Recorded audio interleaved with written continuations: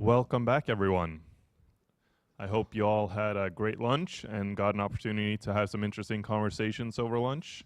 And we'll be continuing with the interesting stuff now, hearing about a look inside GHC's Optimiser from Matthew Pickering. Please give him a warm applause.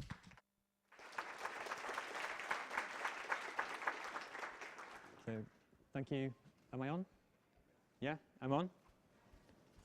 Yeah, okay, good. Right, so I'm Matthew Pickering. Today I'm going to have a look inside GHC's Optimiser. So it's basically what I do every day anyway, but with a room full of 200 people today. So, it's a good start. Right, but why am I interested in the Optimiser? That's probably a good place to start. And in my view, why we write functional programs is to write high-level declarative programs, and then, but ultimately we want to be able to compile them programs into more efficient code. So in this simple example to start with, I have a data type, which is a bit more complicated than the simplest possible data type. We just have an integer string in a pair. And I'm writing this quite complicated function, which first creates a lens, which focuses on the first field, and then want to extract the part of the lens which extracts the first part of the field. So in simpler language, what that means is I'm writing this simple function, this simple projection function, in quite a complicated manner. And my hope might be, or it might not be, but I usually hope that this very complicated thing will be handled by the optimizer in such a way that I get this simple thing out the end. And hopefully it's more performant and produces better code in the long run. So from the presentation, I have 3 goals. So firstly, I want to try and make everyone understand what to expect from the optimizer by explaining just some of the very high-level optimization passes that it achieves. Secondly, how to influence the optimizer by putting your code in writing your code in certain ways so that it behaves correctly. And finally, to understand some of the subtle problems that people come across with real-world examples that have been reported to the GHC issue tracker when trying to use more complicated ways to direct the optimizer, or things that they didn't expect would happen through more complicated interactions with different optimization passes. So in now quite a high-level overview, what you start with usually is your source program. So you're typing away on your computer and you write a program in normal Haskell syntax, but this isn't what the optimizer is going to work on. First, there's the desugaring step, which takes your source program and converts it into the core program. So I think many of you here last year, and Simon gave a very good talk last year about what the core language looks like. It's essentially just a simplified version of the source language, which doesn't include lots of complicated constructs which are useful for writing Haskell programs. And once you've got your core program, this is when all the core-to-core optimization passes are going to take place. So I've just listed a few here, because if I were to describe everything the optimizer did, then I would not be here for 2 hours, I'd be here for 2 weeks, most likely, or maybe even 2 years. But these 5 passes are the real meat of what goes on, in my opinion. So we have things like specialization, which removes the type class overheads, inlining, which replaces function names by their definitions, simplification, which applies simple rewriting steps in order to make your programs better, and float out and float in, which move around let bindings in order to change how your program allocates. When I say a core-to-core pass, what I mean is a Haskell function that takes a core program as an input and produces a core program as an output. And when I say a core program, I mean something which is of this data type here. And when we talk about optimizations, the only constructors we care about from the core programs are these first 6 simple constructors. The last 4 are not really relevant to the optimizations we're going to perform.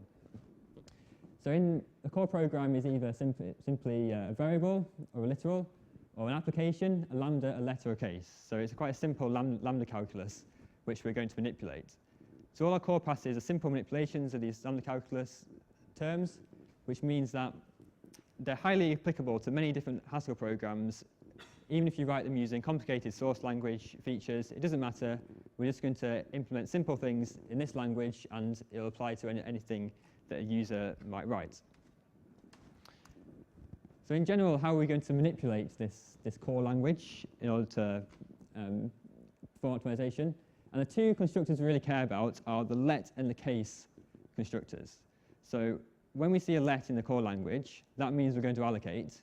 So if we remove lets, we're going to allocate less.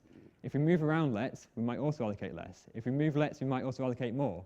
So we have to think carefully about how we're going to move our lets around in our program. And secondly, when we see a case constructor, that means we're going to do some evaluation. So we want to eliminate cases if possible, or we want to move around cases, or somehow manipulate cases in order to make our programs take less time to run. In fact, all these simple things were described quite a long time ago. So this is a classic thesis by Andrei Santos from 1995, where he describes in beautiful, clear detail about how all these core passes work. I think it's quite good bedtime reading, because it's like split up into different sections, and you can just read one section every day before you go to bed, and it just describes like how each pass interacts with all the different things which you might care about, and it describes things that don't work, items that do work, and it's remarkably relevant to this day. So I'd really recommend this. It's a bit of a longer read, so yeah, if you do a lot of reading before bed, then read this one. If you don't do as much reading, then a transformation-based optimizer for Haskell from 1997 is the distilled version with Simon's special touch, which also has a lot of the same information, but it's just a bit shorter. Right. So that's the setup. Now on to inlining. So inlining is it's the most important enabling transformation of the optimizer. So what inlining is we take a definition, a name of a function, we want to replace it by its definition to bring all the parts of our program closer together so that they can then be manipulated by the other passes. So in this running example, I'm going to find a non-empty function that takes a list, and if it's non-empty, returns true, if it's empty, returns false. So in my very beautiful high-level declarative Haskell, I define it as the not function after the null function. I have a definition of the not function here and a definition of function composition. And the first thing the optimizer might do to my program is inline the function composition operator, which has the effect of either expanding the definition and removing the call to the function composition operator. The second thing it might do is the only other definition I have available at the moment is not, so I can also inline not, and I get this more low-level version of the program, but one which I might be able to do more manipulations on without knowing any domain-specific things about the not and the null function. So inlining is a very, very simple process. I mean, and the main reason why we do it is in order for other optimizations to happen. It does remove one function call, but that's not really why we do it. I mean, the real question about inlining is when does inlining happen? And at the definition sites, we're going to make a conservative judgment about will we ever inline this function. If we might inline it at any point, then we make it available across our whole program in order to allow it to be inlined.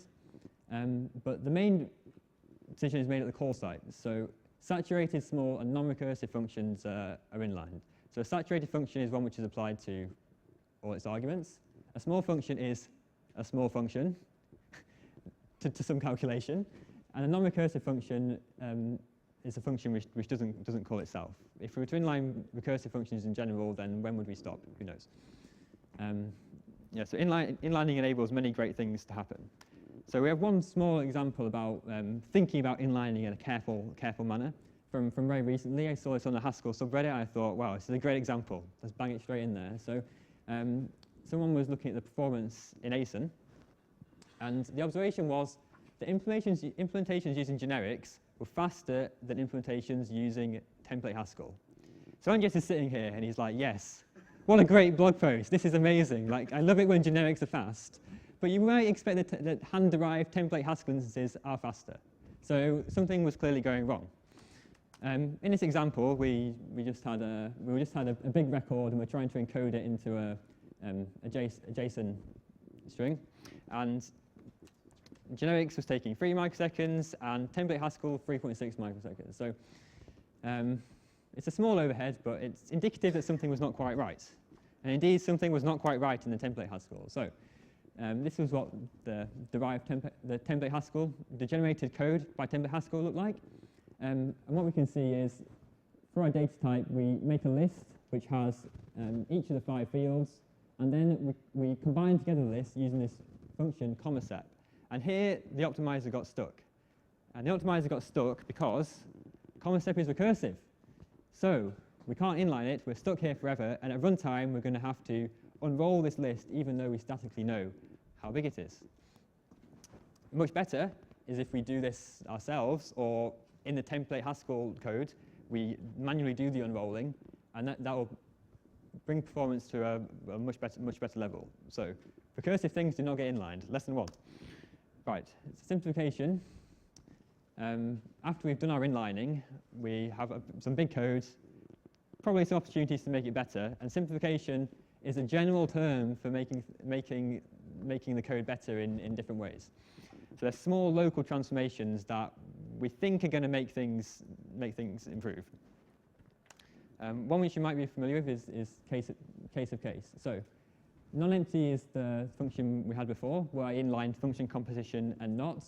And now I've magically got available definition of null as well. So first thing I'm going to do is I'm going to inline the definition of null. And now what I get is this case expression where the scrutiny is itself a case expression. So if I was going to evaluate this, then the first thing I need to do, so I want to evaluate the whole case expression. The first thing I need to do is evaluate the case expression in the scrutiny of the outer case expression. And if I have to do this, then why do I not rewrite the code and push the outer evaluation into each of the branches of the case expression? And this is what the case of case commuting conversion does. If I push the case expressions into the branches, then I hope that I will achieve that further simplification will become possible. And if you're thinking about it a little bit and you're still following, then it might become clear that we will be able to do some further simplification. But this is not the job of case to do this simplification. This is the job of the next transformation, the case of known constructor, in order to do the transformation. So in my example here, we have a case where we know the scrutiny is of a known data constructor true. So we know that we're never going to encounter the false branch of this case expression. And because we know that, we can eliminate the case expression entirely, and we're left with what you might write a low-level version of non-empty, where we take a list as our argument, we scrutinize the list. If it's not empty, we return false. If it is empty, we return false. If it's non-empty, then we return true. So through these simple optimization steps, we might get to what you would write by hand if you were trying to implement something very directly. And that's generally the goal. So inlining and simplification can get us quite a long way with normal, small, saturated, non-recursive functions. But when things start getting more complicated, then we're going to have to up the ante a little bit. When we have type classes, this is when the ante starts really upping itself. Right. So specialization is the process where dictionary overhead of type classes is eliminated. So it's easiest to explain this with an example. If I'm to write a function foo, which does quite a silly thing, so foo takes 2 arguments, x and y, then shows them both, and then checks whether they're equal or not. But the key thing to note about foo here is that it's an overloaded function and parameterized by this constraint show a. So when we desugar this function, we need to provide the implementation of show a which we're going to use. And the way that happens in the core language is we desugar to something like this. So we have foo, and now we have 4 arguments. We have a type argument for the type parameter a. The next argument is a dictionary argument, which is the instance of show which we're going to use. And then the 2 value arguments, x and y, which we had before. And then in order to call show on the value x, we need to look up show in the dictionary dshow. And this level of indirection is something we really want to eliminate from the programs. One way which we might want to eliminate this is if we could inline foo, then we'll be able to eliminate it. But in general, we might have recursive functions here, and that's not possible. If we call foo at a known type, Boolean, we know what the dictionary is going to be, so we want to eliminate it rather than having to pass it into foo every single time when we call it. Okay. So in order to do this, what we do is we create a version of foo where we don't have a dictionary argument, and we pass in the dictionary for bool straight away. And that's it. That's the process of specialization. Apart from, we also have a rule which rewrites, calls the foo at the known type bool to our new specialized version. And that's all the specialization process does to eliminate the overheads. But you might say, nothing's happened. Like, you've eliminated the overhead, you've just made a new definition, and you've got a rule. And that is true. But this is the principle the optimizer works on, where the other stages of the optimizer will now optimize our specialized version here and eliminate the dictionary overhead by inlining this version of foo and eliminating the overhead to the dictionary lookup. So in one pass of the optimizer, you set things up. The other pass is knock them down. OK, but someone's gone and written a program which has 2 modules in. They've gone a bit crazy, and they've got in one module they've defined foo, and in the other module they're calling foo at a known type bool. Unfortunately, in this case, foo is not going to be specialized, and we're going to have that dictionary lookup we were trying to avoid. Even though we're calling foo at a known type, if we try and do this across a module, specialization will not kick in. And what we need to do in order to solve this is we need to add an inlineable pragma to foo, which tells the compiler that, OK, if you see me called in another module with a known type, then specialize me. So that's how you can overcome that slight gotcha. Oh yeah, Andres.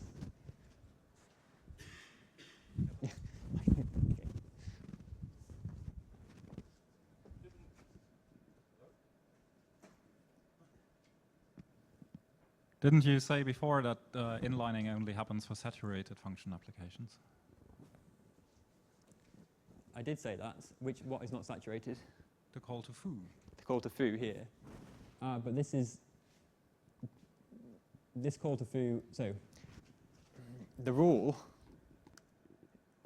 from, where is it? The rule which we created here, we'll rewrite it to the specialized version. So that you can object here and say, in your specialized version, foo will not be inlined. And that is probably because I've been sloppy and not saturated it.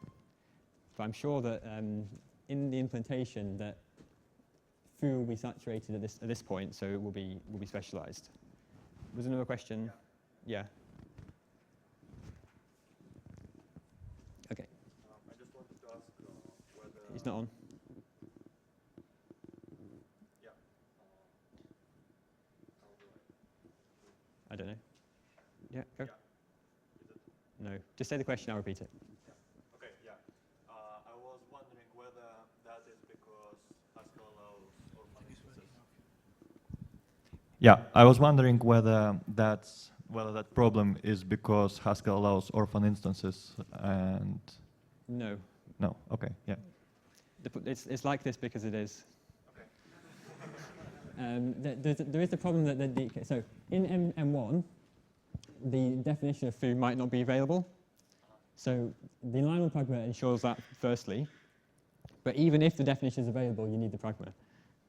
So, yeah, yes. Let's say you compile an application and you will have... Can you get the microphone? Yeah.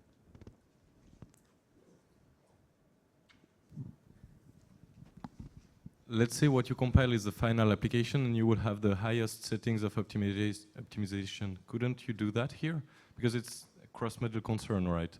So if you know that what you compile is a complete universe of your application, couldn't you do the inlining automatically here? Yes. So there are flags you can turn on 2 flags, which will enable this to happen automatically. Okay. But it could be better. I'm just in this talk I'm explaining how it is, not why it was designed to be like this. It's just Simon implemented it like this, and no one really thought about it too much yet to change it. So, okay, right, but that's not all the problems. So, if I call foo in 2 different modules at a known type bool now, then I'll create 2 specializations in them 2 modules if they don't import each other. I mean, for 2, that's not too bad, but if I have n, and then I get this, like, I call foo at each of these, I'm going to create lots of repeated specialization across my whole program, which potentially won't be shared between the different modules. If they import each other, then it will be shared, but if they don't, then you get all this repeated code, which is really, really no good. So the solution for this is you can have another pragma, the specialized pragma, and what the specialized pragma says, it says you write this in the same module as you write foo, and you say, at this point, I want you to create a specialized version of my foo function, which will then be used in other modules. So you preemptively suspect the fact that people are going to call your function at a known type, and rather than them incurring the cost of having the specialization in their modules, you're like, OK, I'll do it here. You can use it later. So that's how you can overcome this repeated work problem. Right. So are there any questions about specialization before we go on? Yeah, Andre? What's an example where you don't want to write specialize? Well, you don't know what instances of your type class will exist at the definition side of the function necessarily. So you can't predict what the what instances might exist basically. Yeah. Okay, thanks. But if you define some instances, then you might want to. But I don't. And I think in some base libraries as well, there are quite a lot of specialized pragmas that people have added for this exact reason. But yeah. Let's switch to the back there.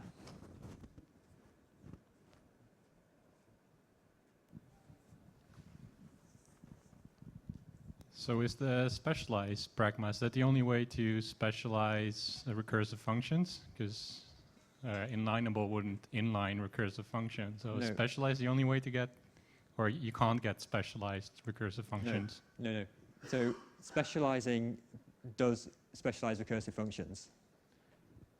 All right. And it's a bit subtle about why that works, but essentially when the compiler desugars an overloaded function, it desugars it into 2 parts. First is there's a wrapper around the recursive part, which is not itself recursive, which takes the dictionary arguments, and then you have inside the non-recursive bit the recursive function. So the non-recursive wrapper gets inlined, and then when you inline that, you eliminate the dictionary arguments, but you're still left with the recursive bit. But if anyone really cares about that, we can talk about it later. Right. So now I'm going to talk about the 2 passes which move around lets in. There's 2 main passes which move around the lets and influence allocations. So I have this very simple function here, where I'm mapping my function f over a list. But inside my function f, I have another let, which forms some big computation, but the big computation doesn't mention x at all. So every time I call f, with the program in its current state, it's going to allocate for y and recompute this big expression, which could potentially get very expensive. What's probably better is if instead I float out this big expression out of this function, so that it's computed once and then shared between each time I call my function f. And this is what floating out achieves. Of course, you have to be a bit careful. So if I have a function which computes the nth prime number, then if my infinitely long list of primes is floated out, then this list of integers now will remain allocated throughout the life of your whole program and won't be garbage collected. So you can get a space leak. And this is explained really well in one of Ezko's posts on the well-type blog about where this happens in real-world conduit and pipes applications. But this is a simple manifestation of this problem where you're floating out a constant value. The opposite of floating out is floating in.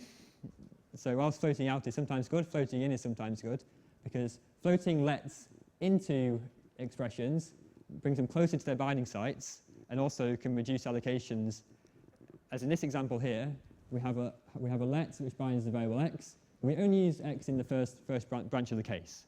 So if we push the let into the first branch of the case, then if we go down the second branch, then we won't allocate x. We know when you float in, you don't float into lambdas, apart from in some cases. Obviously, to talk about optimization, like this is how it works. But you want to float things in as far as possible, but not when you hit a lambda, you stop, because if you float it into a lambda, every time you call the function, you're going to recompute the thing, which will duplicate work. As an example of duplicating work, I floated my let in one step here, but if I floated it in again, then I might not in this case, but if this was more complicated, then I duplicate the work across the two occurrences of x. Okay, so that's the final thing. I just want to mention join points, as Simon will give a very good talk tomorrow about them, I'm sure. I've not seen it, but it's going to be very good. And join points, from my perspective anyway, they're really useful because they encode structure about your program, which is maintained throughout the optimizer, which is stuff you want to maintain, and really has made things a lot better in that regard. But Simon will explain more coherently than that. Right, so the compiler's optimization steps are quite simple, quite easy to explain, but where the complexity really comes in is how they all interact with each other. Optimization steps rely on other optimization steps to work. So specialization relies on inlining, simplification relies on inlining, floating in and floating out can create and destroy optimization opportunities. So all this interplay is really where the complexity goes. But the real take-home message is, on their own, easy to understand. And that's all we can really hope for. But if you are despairing and you're like, oh, this is so complicated, like, why is it doing all this stuff? Then you might turn to the compiler and you might have to direct the compiler in a certain way. And when people talk about optimization in Haskell, they talk about the hammer. They talk about the inline pragma, the sledgehammer, which is one way you can direct the compiler in order to further optimize your program. So the inline pragma is known as the hammer. It makes the compiler really keen to inline everything in your program, which might be good and might be bad. But there's 3 things inline pragma actually does, which all interact with each other again in perhaps an unexpected manner. But the first thing it does is it makes the compiler very keen to inline your functions, which could be really good. The second thing, the precise right-hand side of a function is inlined, which is perhaps surprising, as you might expect the compiler first to optimize your function and then inline it, rather than inline it wholesale and then optimize it. And the third thing is it makes sure a function can be specialized across modules. And these 3 things play together somehow, but also work against each other. So the first 2 bullet points, if you're going to inline a function, be very keen to inline a function, but you're inlining the exact right-hand side of the function at every call site, then if that function can be optimized a lot, you're going to optimize it at every single call site you inline it to. So if you inline a function 400 times, you're going to do the same optimization work 400 times at each call site, which is quite bad. And the second and third bullet points, like if I want to say I want this function to be specialized, but I don't want the precise right-hand side to be inline, then I have no way of expressing that in the language. So thinking about these things, you have to be quite careful about it. So Ollie came into the IRC channel one day and was like, my program's taking a long time to compile. It's running out of, the simplifier is taking too long. And it turned out to be one of these problems with inline pragmas that I was just discussing. So I couldn't get access to his source code, but instead he kindly provided the output of the dump simple stats flag, which tells you the exact work the optimizer's doing. And this here on the right is the the things which are getting inlined by the compiler. And what you might notice is that these numbers all look the same. They're all the same. So this is a manifestation of the problem I was describing, where one function is being inlined into a lot of call sites and then optimized individually a lot of times, which was creating a lot of additional work, which is unnecessary. So to cut to the chase, I inspected a few of the functions, and it turned out the char7 function, which is defined beautifully in terms of all these combinators, was the one causing the problems. And if you notice, the contra map operator, I think, is mentioned there, the dot and dot operator, and the OR function, and a few others are all mentioned in this definition. So what was happening is, because we have an inline pragma, this whole thing gets inlined, and then we inline all the things inside it and just continually simplify it lots of different times at each call site. If you look at the what actually gets inlined for the char7 function, this is with the inline pragma. You get this quite big thing which mentions the contra map operator, just various other operators. If you remove the inline pragma, then GHC itself still decides that it's worthwhile to inline it across modules, but you get this much smaller thing that gets inline. So it gets optimized at the definition site rather than at every single call site. So there's one danger of the inline pragma. Secondly, Harendra opened this issue on Issue Tracker with a very worrying title. Compiler isn't able to inline as well as the programmer can manually. Sounds quite scary. It's like, what is this human doing to their program? Inlining is quite simple, but in his case, he had a bind with function, but he'd abstracted over this composition operator k. So things we notice about this function.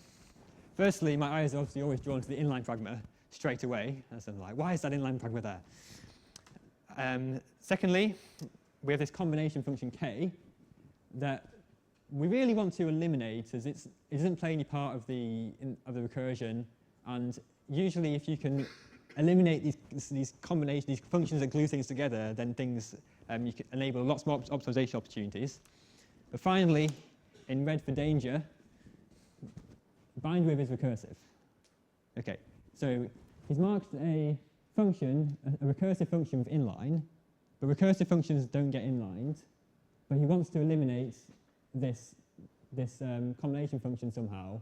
And one way we could achieve that was if we somehow inlined bind with, but everything doesn't play very nicely with each other. So the functions he had which were behaving differently were, okay, so he has the high-level declarative, beautiful bind operator defined in terms of bind with, and his manually inline version where he has the same as the program as on the previous slides, but he's replaced the call to k with the appending operator. So there's a way around this, obviously, as there always is in life. So we take our definition and we can rewrite it. So we separate out the recursive part from the non-recursive part. So here I now have my non-recursive wrapper bind with. You notice how bind with doesn't appear anywhere in the definition, but I've pulled out this recursive helper go, where go does appear in this definition. So whilst go can't be inlined, bind with can be inlined, and if we inline bind with, then we can eliminate that function, the helper function k. So that's all I have. Just be careful out there writing your programs, and if you need some help, then #GRC on FreeNode or GHC issue tracker. You know, always love a good inlining example, love a good specialization example, all that sort of thing. It's good stuff. Thank you.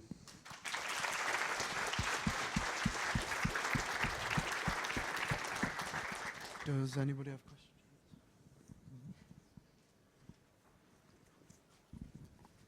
I'm not sure I understood correctly. When you say inlineable, is that specifically for specialization? If I write a function in some module, and I don't say neither inline nor inlineable, can that function be inlined in another module? Yes. It can, right? So yeah. So what inlineable means it means two things. It means inline, if you ever inline me, inline my right-hand side, precise right-hand side, and also if you can specialize me across modules if you like. Right, but I don't have to mark all my functions inlineable just for them No. to be inlined across modules. Inlineable also ensures that the definition is available in the interface file. So that's why it's called inlineable, really, because it makes sure that the definition is available across modules. Okay, but if the definition is not available, then it can't be inlined anywhere else, right? But GHC makes a decision for each function itself. If it thinks it's likely it will get inlined at later points, it puts in the interface file itself.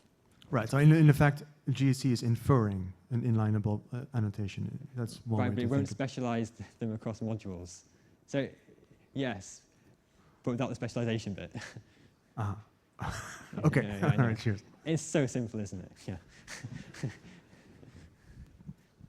So I've got two questions. First, on your last slide, your last example.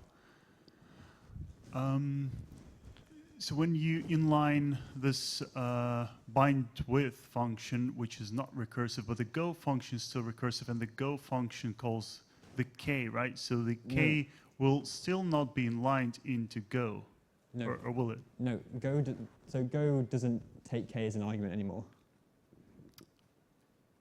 Okay. So will it basically replace k within the go definition with the actual function? Well, what you have is you have yes, because what you get is you get a lambda which binds k and f, and then when you inline it, you have beta reduction, so k will be replaced by the combination function. Right, but it still will be bound to k, so it's still, will it be like a known function? Will it be treated like will k be treated like a known function, or will it still be like an unknown variable that is just in scope? It will be a known function, yes. Okay. If you call bind with a known function, Yeah. if you call it like in this example here, if you call it with this operation, then yeah, it will. Oh, okay, cool. It will replace it. Yeah, this is if you write your function like this at the bottom, then you actually get better code than anyway. If you write it like this, then it'll work out okay. Cool, thanks.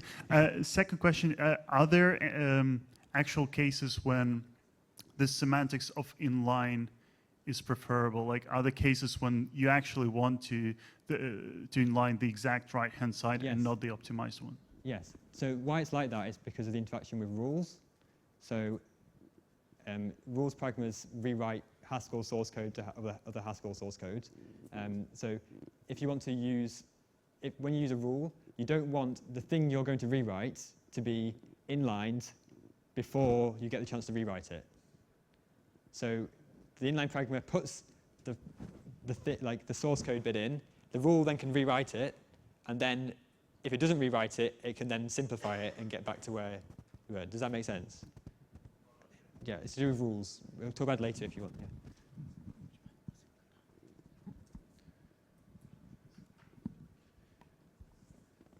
So you mentioned earlier that you cannot float in lambda, right? Yeah. Which makes sense. So I was wondering if the linear type extension which is developed could help in that case. Yeah. Like you could know that a lambda is unequaled once. Yeah, yeah. And then in general, how that extension will impact the optimizer. Maybe you have few insights. Yeah, yeah. Sure. Yeah, that's good point. Yeah, if you know that the lambda is only called once, then fine, you can float in.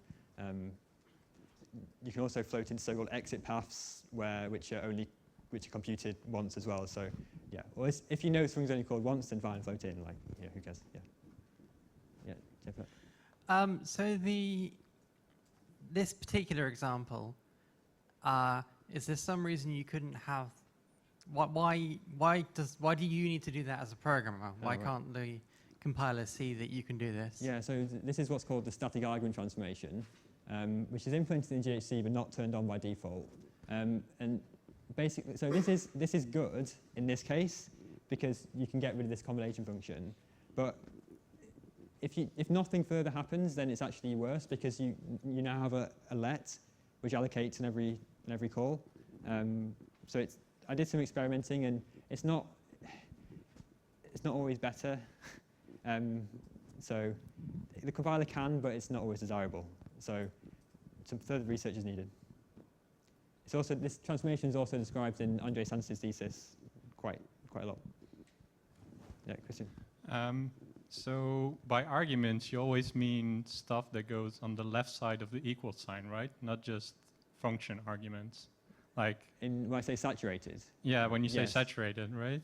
Yeah. Okay. So why would you write the bind width like this instead of, putting the equal signs right after the k and then put a lambda? So I wrote all these by hand and didn't think about it a lot.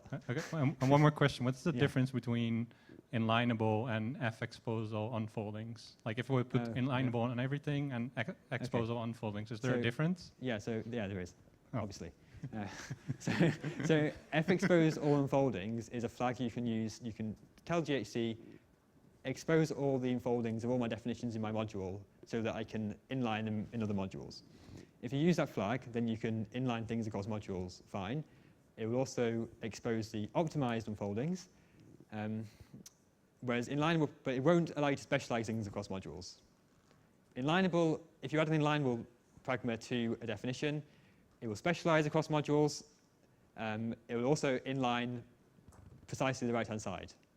So I think that's two differences. All right, thanks. There's also the f specialize aggressively flag, which means everything gets specialized even if you don't have an inlineable pragma. Super fun, right? Yeah. So if optimization not have been all the cases, then how do you decide if it's where to turn it on by default? For what? So if an optimization is sometimes good, sometimes bad, so how do you decide if it should be turned on by default? I mean, what you try and do is, well, you work out why it's bad, and then stop it being as bad in those cases. Or if it generally makes things better, then you just hope that it will make things better enough in most cases. Like, there's no, I don't. I mean, in GHC, how as a compiler developer, how is it decided if something should be turned on? How it's actually decided in general is there's a performance test case called nofib, which is like a bunch of performance tests, and you run the compiler on these tests, and then you get all these outputs out, and you see whether it makes things better. I mean, all these tests are quite old, so it's not the best way, but that's how things generally happen. You look at the output, and you say to Simon, look, Simon, it's 2% better in general. He's like, seems plausible. Then you convince him like over a month, and then you get it.